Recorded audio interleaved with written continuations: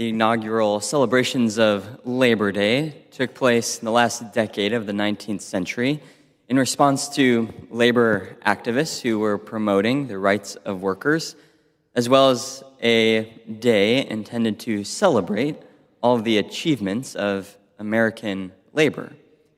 And of course, we know the progress and the great benefits that we receive based on the labor and work of our ancestors. And it's a good thing to take a break from work in order to look back, reflect, and celebrate that very gift. Popes in the recent decades, all the way back to Pope Leo XIII at the same time, the beginning of the 20th century, wrote about work. And there's great dignity in work because it's one of the first commands that God gives Adam and Eve. Till and work in the garden. Nurture it, cultivate it, so that it can bring forth fruit. There's something intrinsic to us as humans in that we are meant to work. John Paul II, in his letter on human work, says work is a good thing for man, a good thing for his humanity.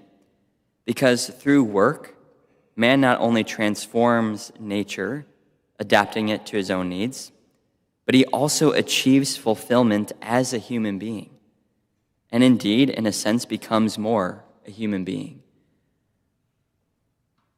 I know sometimes when I have a lot on my plate, I don't always necessarily reflect immediately of like, oh, all of this work is a fulfillment of what it means to be a human being.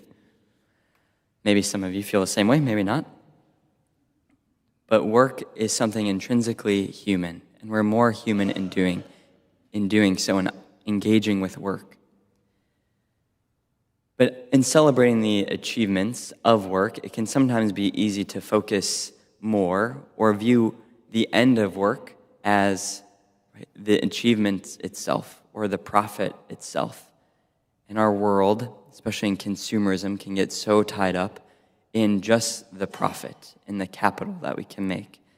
But Pope Benedict XVI, he says, I would like to remind everyone, especially governments engaged in boosting the world's economic and social assets, that the primary capital to be safeguarded and valued is man, the human person, in his or her integrity.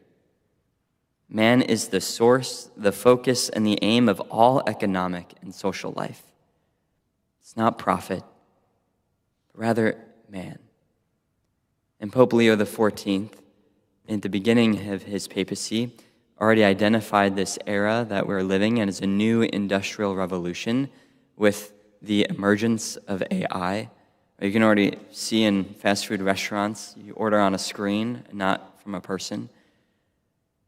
He's going to, soon in his papacy, speak more on this idea, the dignity of work, and what it means for these advancements. Like, how do we preserve everyone's right to work? Because it's what makes us human, to work.